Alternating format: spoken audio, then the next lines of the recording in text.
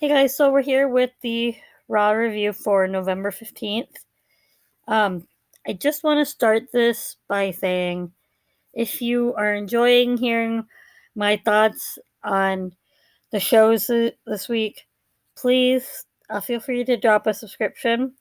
Um, I know before we get into the show itself, I know a lot of people are kind of disappointed that there has not been more of an invasion angle. And first of all, at some point, I feel like we are going to get back to that. And I did feel more excited about Survivor Series when there was the mingling of the brands, when they did invade each other and try to assert their authority and over the other. But right now, for safety's sake, that is the main reason they are not doing these invasion angles, to try to keep that contact down a little bit. Um, that will not last forever. Hopefully, next year for Survivor Series, they will be able to do that. So that's just my thoughts on that. Yes, it would make it better, and it would probably get us more excited for the pay per view, but this is what it is for right now in the times that we're in. Um, and also keep in mind, guys, that these are just my opinions. Everybody can have their own, and that's perfectly fine. And please share your own thoughts. If you have some different ideas, feel free.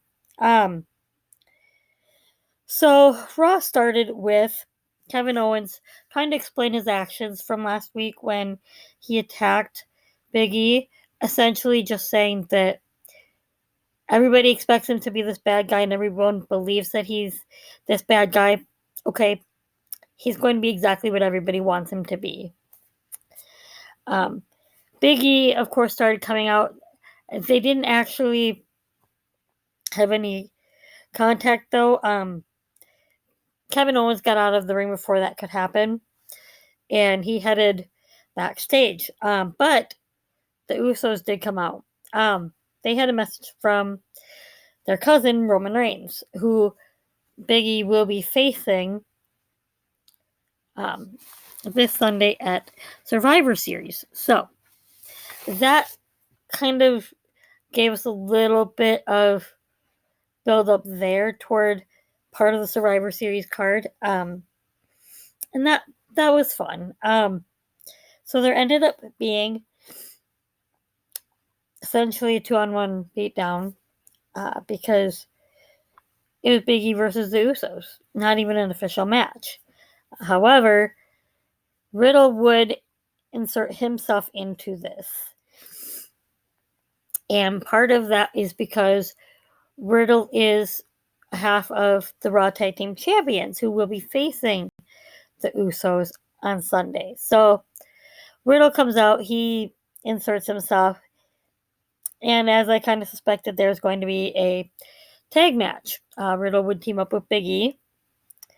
This, of course, ended in a no contest. I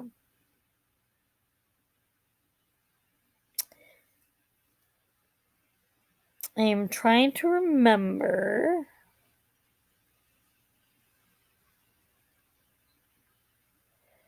Yes, it was because Seth Rollins essentially inserted himself, and it was more or less a disqualification, yet not a disqualification. And at this point now, it's a 3-on-2 beatdown, but Randy's music would hit. And of course, he was going to back up his tag partner in Riddle. That I kind of figured at this point that they were going to end up moving to a 3-on-3. It makes sense, yet it doesn't. So RK Bro will be facing the Usos. So that part of this tag match makes sense. I don't know how I feel about the fact that both of them were part of a 6-man tag just Monday before the pay-per-view, but is not necessarily terrible because you did include Big E. Seth doesn't necessarily have a spot in this scenario.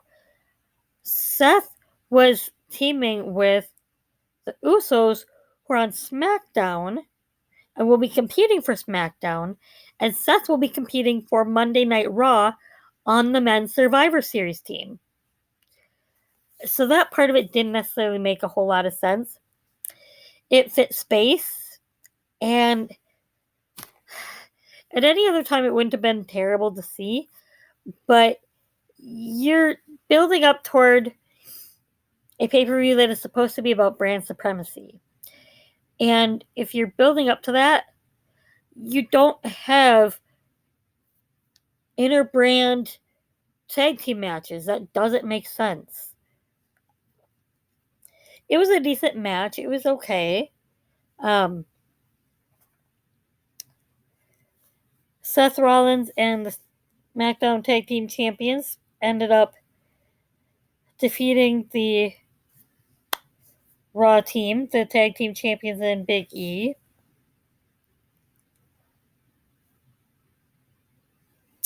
I don't know. It just didn't necessarily really have a purpose at this moment. But it filled up some time. It was okay.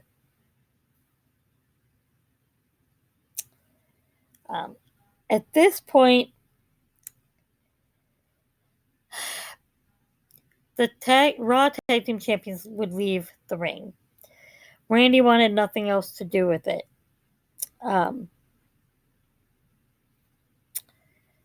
Big E would end up attacking the Usos, essentially just to send back a message to Roman Reigns. I like that part. And I think that part actually fits what you needed to do to build up that match that is actually happening at the pay-per-view coming up that you're trying to build up. That was nice work. That made it kind of more exciting for the pay-per-view. It did. So we then had Tamina taking on Bianca Belair. This was a good match. It really was. Bianca originally thought she was going up against Doudrop, but the match against Tamina was okay. Doudrop did come out to the ring. And okay, so here's this. I really don't know how I feel about Doudrop necessarily befriending Tamina and kind of attacking the character Bianca Belair. While I agree that with the losses that Bianca has had, while I like her character work and I believe she's super talented, at this point, I agree that it maybe is time to get someone else in that title picture. So I'm glad that Liv is. I don't know if their intention is to try to turn Doudrop heel, because I really don't know that Doudrop would be a good heel. Tamina is, so that works, but I just don't think it really works for Tamina. This, though, does build more toward Bianca and Doudrop having a feud, which works, okay? It gives another feud to happen within the women's division. Something besides just going after the championship. It's more kind of personal, with Doudrop essentially saying that Bianca doesn't deserve to be in that title picture after losing so many times at this point, after everything though she has done since coming to the main roster, so to speak. I think it moved kind of that storyline along.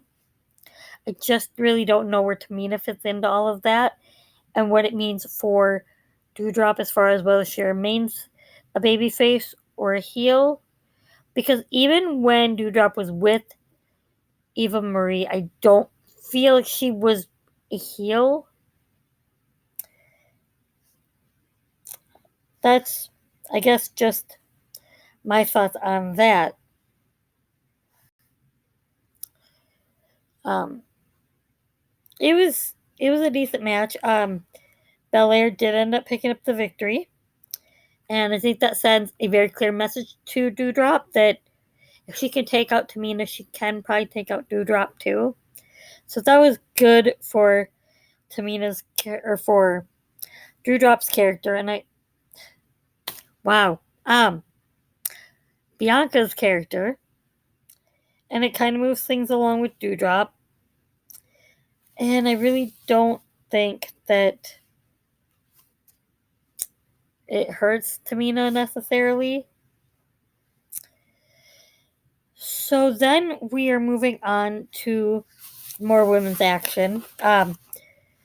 We had Becky Lynch came out. She had some words for Charlotte Flair, and I thought that promo was fantastic. Honestly, I enjoyed that promo so much better than Charlotte's against Becky on SmackDown. And what killed it even more was before she was interrupted by Liv, she slipped in one uh-oh. And that really just closed that out and tied it up nicely. I loved it. I really did. So then we had Liv Morgan coming out, though, interrupting Becky essentially after she was done with talking about Charlotte. And here's the thing, I kind of agree with, I don't remember where I read it, but someone had commented about how good Becky's promo was pertaining to her Survivor Series match, that while Liv's work was decent, it really was, during her promo section of this, you're coming in against someone that has just had a straight fire promo. That's hard to kind of compete with. But I really feel like she held up her end of it though. And it is really time to see Liv Morgan get that opportunity. I still don't know that it's time for her to necessarily get the title, but she still looked like a star. Definitely a star in the making. She took the attack to Becky. Becky was watching her, surprised at the fire that she saw come out of Liv. And when she saw Liv turn, noticing the title on the other side of the ring, and you see Becky's like, don't touch it, don't touch it. And that capped it off nicely when Liv held up the title and set it down at the edge for her. It was that respect that she still felt somewhat for Becky, but at the same time letting her know, I am your opponent, I am your equal, and I do deserve this opportunity, and you need to take me seriously. So I thought that was good. We then had the Street Profits against the Alpha Academy. This was okay. I really don't know that it did anything for anyone. It's tag team action. It does give you more storyline in the tag team division, which it doesn't hurt. You need to start seeing some of this to try to build to whoever the next contenders are going to be for the Raw Tag Team Championships. So it wasn't terrible. We did see the Street Profits end up coming up victorious. And I would kind of like to see them win the Raw titles again. And I don't necessarily know that you have to keep Randy and Riddle together. For now, they work. I honestly really like their work. Riddle is hilarious, and Riddle with Randy is usually pretty good TV. So then we had Queen Zelina going up against Nikki ASH. And Zelina would end up beating Nikki ASH. Then Nikki's partner, Rhea Ripley, the other half of the women's tag championships, would take on Carmella. I don't know that this really does anything for anyone. It, if nothing else, this sets up some feud and some action in the women's tag division, and you could have Carmella and Queen Zelina go after the women's tag championships. It wouldn't be terrible. I don't think that it's a good point to have them actually take the titles off of Rhea and Nikki ASH, but it gives them something to do. It gives them a storyline which they need. Right now, as far as the women's division and tag action, there isn't a whole lot, so this doesn't hurt. So Zelina would end up picking up that victory with a code red, which is pretty cool. I do like that part of Zelina's character. However, Rhea Ripley would end up picking up the victory over Carmella, who was wearing that ridiculous mask again. I still just don't really like it. It's not. I thought maybe it might grow on me, but it's not. It really just isn't.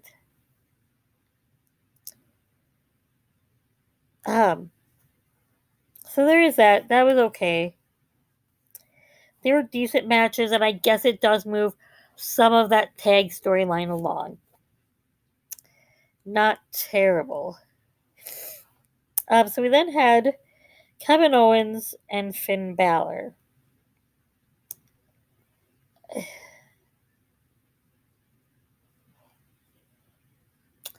The match didn't necessarily really have any meaning.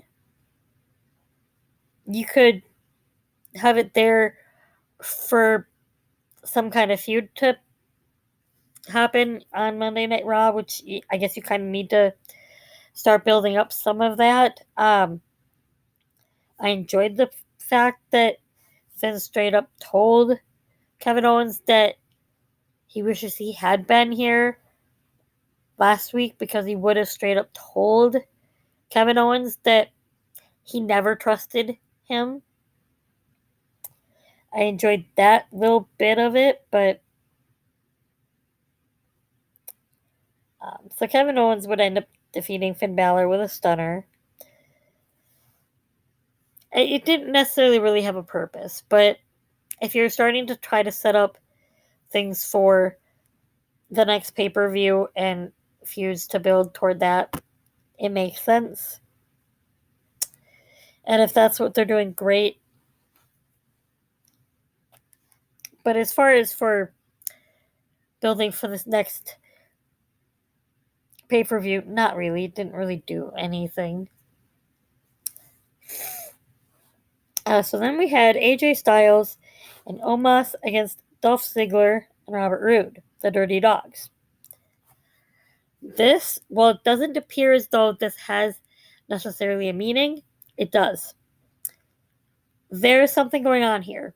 So when there was the 4-on-4 tag match last week, where Omos had set one of the Street Profits, I believe, maybe it was.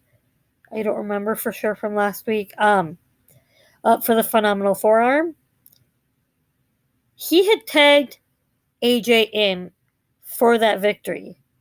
And Ziggler tagged himself in because he wanted the glory of that victory. And he got it with a roll-up. That's what brings this match up. But the interesting thing with this is the animosity between the two teams, both of them being heels. So I begin to question, is one of these teams turning babyface? I don't know for sure which one. I really don't. It is hard for me to see AJ and Omos together as a babyface team, but with Ziggler tagging himself in, that is more of a heel move. So I am intrigued here to see where this leads and which maybe is turning and whether there's a turn. There might not be, but I'm intrigued to see. And it makes me want to tune in to find out next week if there's anything that happens there. Then we have the final match.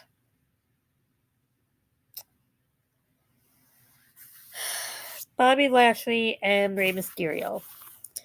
Rey's pretty upset because last week Adam Pearce forced Dominic to go up against Bobby Lashley to remain on the Survivor Series team. Now, I wasn't necessarily opposed to Dominic being pulled from it simply because Dominic is fairly new, and to keep Bobby Lashley off of the Survivor Series card altogether doesn't make a whole lot of sense. Bobby Lashley is your dominant superstar, or one of them, on Monday Night Raw. He should be part of this card. He should be representing Monday Night Raw in some capacity. After this, the match was okay. It wasn't great. There were some slip ups, things that didn't go off the way they maybe should have. Rey would end up losing to the Hurt Lock. But the part that bothers me more so is Adam Pearce would come out while Bobby Lashley was leaving and announce that for Rey Mysterio's own health and for the Monday Night Raw team, he was pulling Rey Mysterio from the team.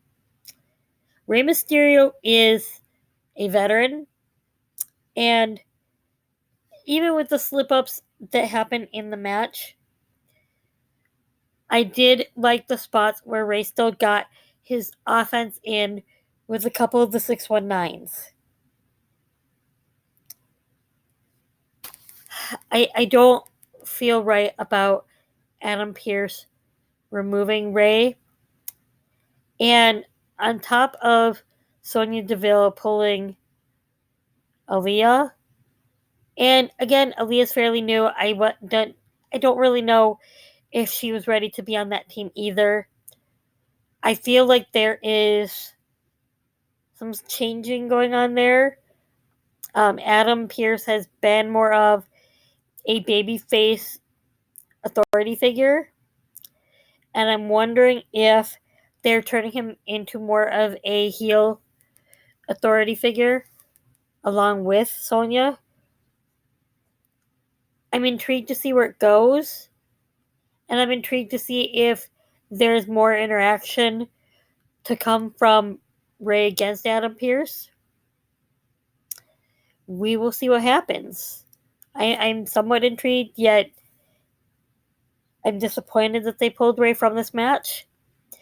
And then to have Austin Theory come out and attack Rey and then have Adam Pearce put him on the team just like that because he liked his attitude. Austin Theory is fairly new. He's made a name for himself by going up against guys like Jeff Hardy.